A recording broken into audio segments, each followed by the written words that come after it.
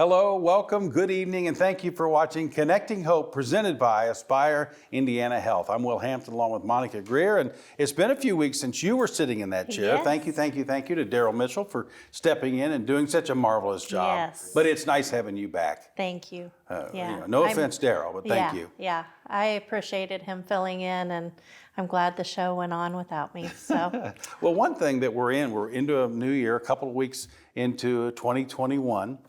With the Hamilton County Council on Alcohol and Other Drugs, tell me a little bit about what does a new year mean? When you start a new year, what are things that are different now for you and your team?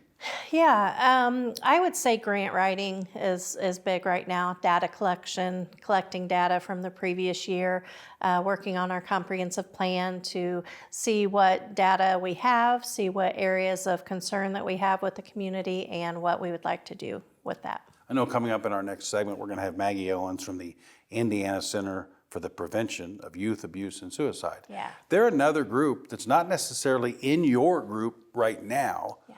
but that's kind of what you do too. Is not recruit, that's not really the right word, but you're constantly trying to expand the reach for all the groups, right? Yeah. Our coalition, the biggest, I would say, asset is networking. So when we meet bi-monthly or the email list that I distribute, it's a lot about knowing who's on the coalition, what they're doing, how you can connect, how you can collaborate. So I'm excited to add that group to our coalition. Well, 2021 has come and the pandemic is still here. It didn't go away like a lot of people hoped at the stroke of midnight. Yeah. Still a lot going on, still very, very critical, still very dangerous, COVID-19. Yeah. But the Hamilton County Health Department has done such a marvelous job, and Jim Ginder's a guy who is constantly working on the next thing for people, isn't he? Yeah, and you just think about all of those frontline workers, the health department workers, just the stress of it all. The financial stress that it's had on the community, the social, the emotional, mental, all of the above. We all know somebody that has had it or that has recovered or we've lost, and it's just very, very sad. Of course, we're all trying to reel in the vaccine now. It is available for some. It's starting to be in Hamilton County. And well, the guy that knows most about that is Jim Ginder. And Yes. recently I got a chance to talk to Jim about the vaccine, about the mental health that is concerning with this pandemic and the lack of a vaccine while people try to get it. So here's Jim Ginder just talking about the vaccine and other things as it pertains to COVID-19. As of right now, our vaccines are limited. And here at the health department, we have to take the guidance from the Indiana State Department of Health. So what happens is the State Department of Health gives us a list of individuals who they want us to vaccinate first. So currently, just like with every other state in the U.S., it's frontline healthcare providers and our individuals who are in the long-term care facilities. Once that population has been taken care of, then we'll start moving to a different group of people who are at high risk.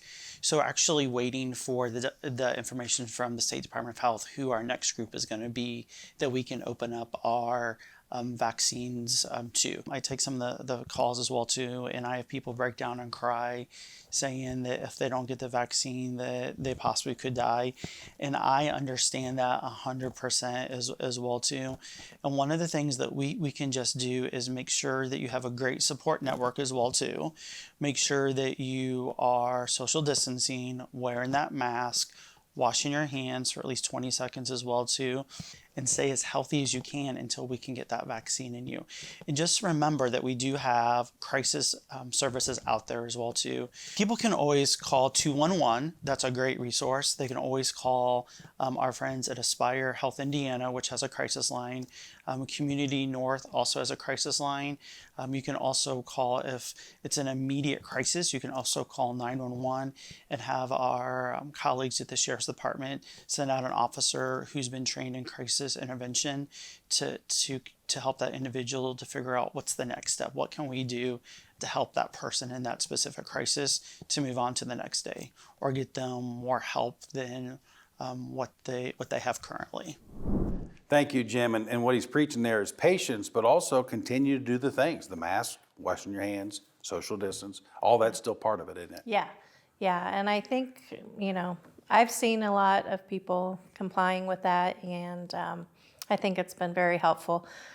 Jim has been 24/7 working on this, so my heart goes out to him, definitely. Hamilton County Health Department and all of, well, Hamilton County and the state of Indiana lost a great man. Barry McNulty died at the end of December. He was the administrator for the Hamilton County Health Department. Yeah. Just your thoughts. I mean, just a good man, gone too soon. Yeah, I think that really hit home for so many people. The leader of a health department, it just showed that it can affect anyone, but he was such an exceptional man. Just loved his job, loved his community, and just very sad to see him go. Yeah. Thoughts and prayers with Barry McNulty's family. Switching gears to our success story, we've got another one. Yeah, We love this part of the show. yeah, favorite. And here's part one of this week's success story. I was about 15, I want to say, when I really started into addiction, and the abuse was really bad at the time. And I remember taking a drink, and I could feel the heat, as I swallowed it. And all of a sudden, I just relaxed. And all of the pressure and all of the weight of everything that was going on in my life just disappeared. So for a really long time, alcohol was not a problem for me. It was actually a solution. It helped me cope with all of those things that 15-year-old scared little girl couldn't deal with. I actually turned to alcohol more and more, ended up in a children's home, and it just kind of progressed. I traveled for a living. I sold magazines door to door all over the U.S. Anything I could do to escape and get away from who I was and how I was feeling and what my life was like. So I traveled for about 7 years straight and 11 years off and on, and just partied. I just drank and I partied, and anything I could do to not feel my body or feel who I was. And it started to come crashing down in about 2000. So I was born in 1972, so by 2000, I'm 27 years old at the time. And I'd gotten off the road, I came home, and I got pregnant. Great people, always great success stories. We'll hear part two of that success story a little bit later in the show. But again, we're into a new year, but still great stories being told all around the area, right? Yeah, definitely. Yeah, good stuff. Well, we're going to have that. Plus, Maggie Owens is going to join us next as we talk with the Indiana Center of Prevention of Youth Abuse and Suicide. Long title, but she has great words coming up next as we continue on Connecting Hope, presented by Aspire Indiana Health.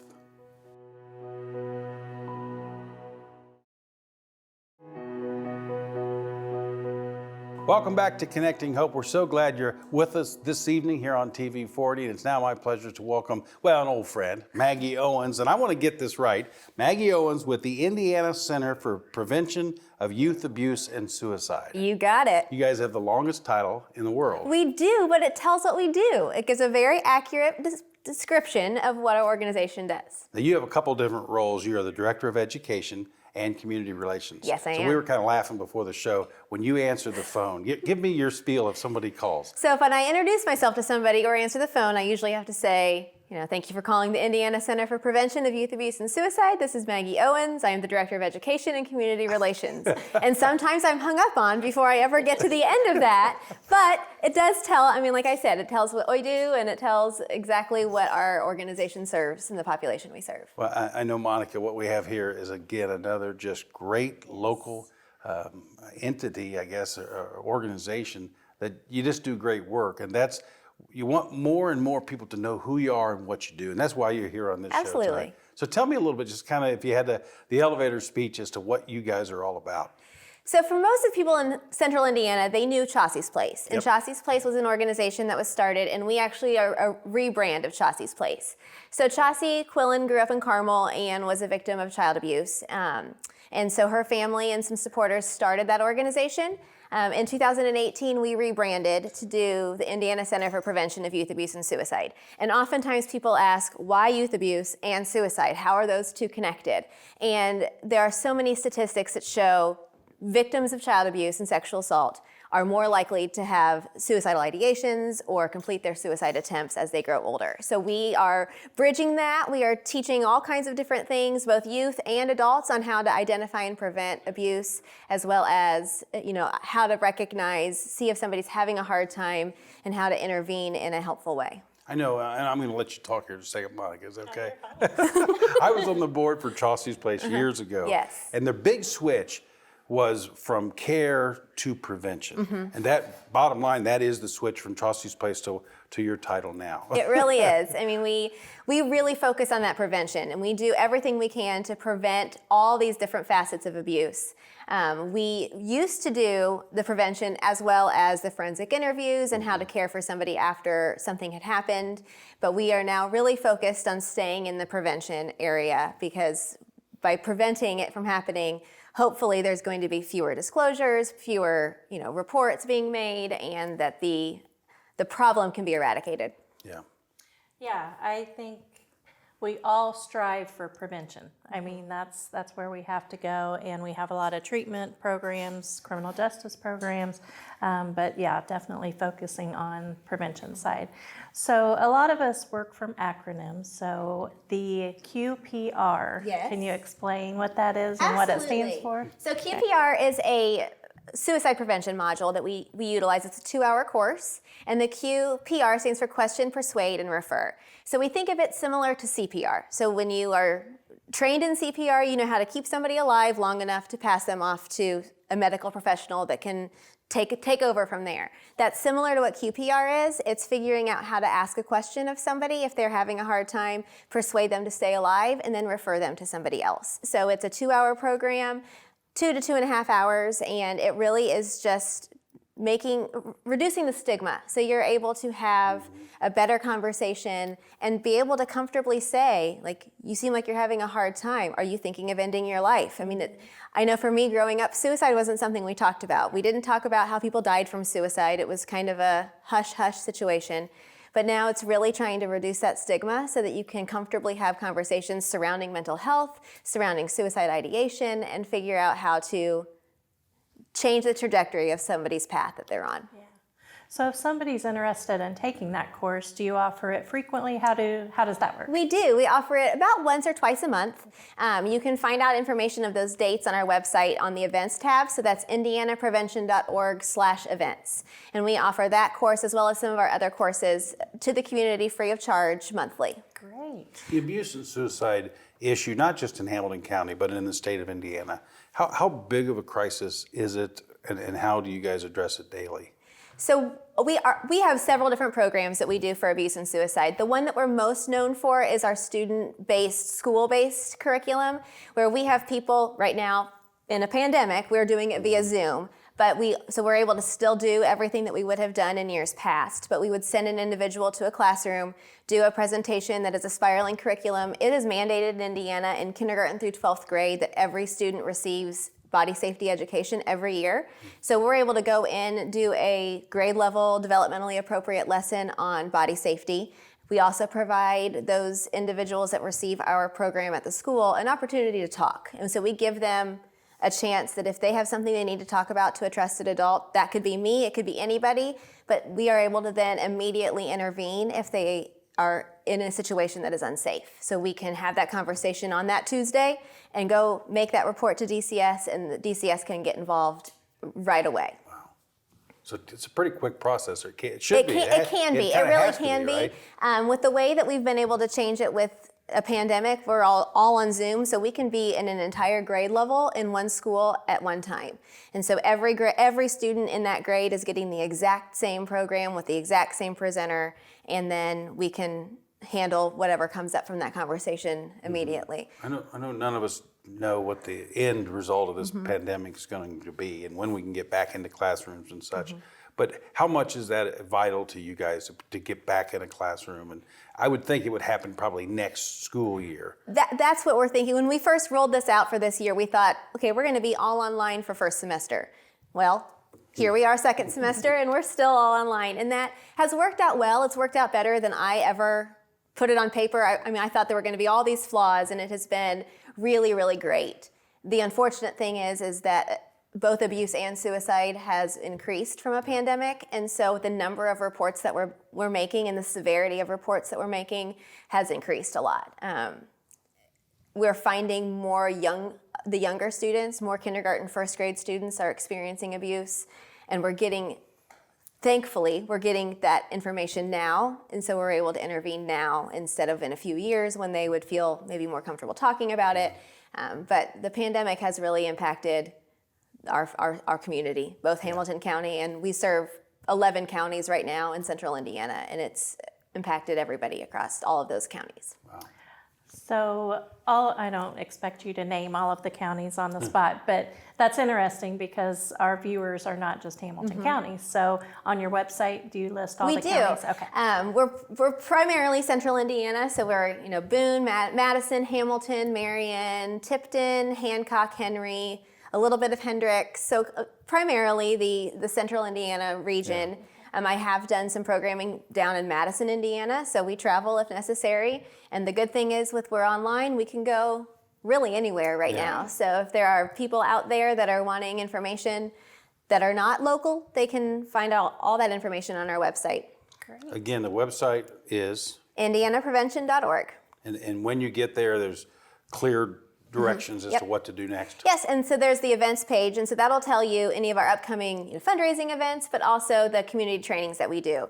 I briefly talked about QPR, which is the suicide prevention, but we also have an adult child abuse prevention module called Stewards of Children, and that really reframes the way you think about the kids that are around you and how you can identify and intervene in their life if they're experiencing or demonstrating different red flags maybe of abuse. We train most of the Central Indiana teachers in that program as well, but we offer it to community groups and free to community members if they're interested in figuring out how to best protect the kids in their life.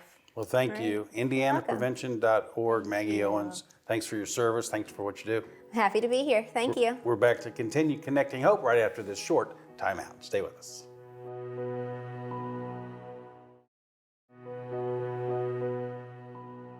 Welcome back to Connecting Hope, presented by Aspire Indiana Health. Will Hampton along with Monica Greer, and you're with the Hamilton County Council on Alcohol and Other Drugs, and you say this is a busy time. You're still working towards a lot going on here as a new season. Yes, yeah, a lot of program reports, grant writing, coalition building, but it's a new year, so I'm excited. I think what I've found is that most people didn't work from about December 15th to about the 10th of January, and then they went back to work. Yeah.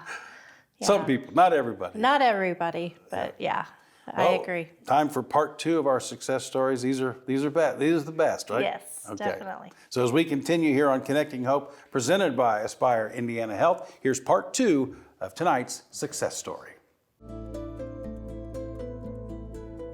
And the doctors came in and they told my mom, they said, we don't know if she's going to make it. We don't know if either one of them are going to make it. And I didn't grow up with God in my life. It wasn't in our family. I didn't know anything about God, let alone Jesus. So I remember my mom praying over me at that very moment. It was the first time I'd ever had anybody pray over me. And here I am, 27 years old, scared to death, getting ready to have a baby that's probably not going to live. And I just had this sense of peace come over me. And I just knew everything was going to be fine. He came out and he was okay. He was in NICU 2 months. And all I knew is my son, he was born premature. And so I was really hard on him. He was on the autistic scale and he had a lot of issues about being able to prioritize things. He was ADHD. He could be a little bit to handle, and I was pretty hard on him. And I just remember one night I was laying in bed and the thought, just clear as day, like a moment of clarity, just said, in my head, you're being so hard on him because you know that you're not going to make it if you don't quit drinking. You know that you're going to die, and you have to know that he's going to be okay without you. And that was my moment of clarity. That was God speaking to me the first time. I told Tim, who's my husband today, I said, I've got a problem and I need help. There was a moment, I was in my first 30 days of sobriety, and it was excruciating. Like there, every day I just wanted to drink. I wanted to drink. And I would get up in the morning and I would pray, God, please help me stay sober. And I would go to bed and thank him and say, thank you for keeping me sober today. And it was a day-to-day situation. But I remember something had happened and I was in my son's room and I was sobbing. And I got down on my knees. I said, okay, if you are really there, if you are really concerned with me, if you really care about me, I am praying to you right now on my knees. You come down here, you wrap your arms around me and let me feel you. Comfort me, I need you, if you're really there. And at that very second, my husband walked in out of nowhere. I didn't even know he was home, bent down behind me and wrapped his arms around me. And from that moment, I knew God was not only real, but that he loved me and that he cared about me. And I've not had to have a drink since. Another great story, part 2 there of a success story. And I think, Monica, what we see, faith always seems to be a factor. But also what I've learned, and I've talked about it on this show, is that recovery never stops. How difficult, you deal with a lot of these recovering folks, and they're just always in it, and they're always on point, aren't they? Yeah, and I think a big part of it is the relationship building. When they get to their lowest point, they feel very lonely and all of that. And once they start building relationships with healthy people, it keeps them going. Yeah, it sure does. Well, we're going to close up this edition of Connecting Hope after we take another short break.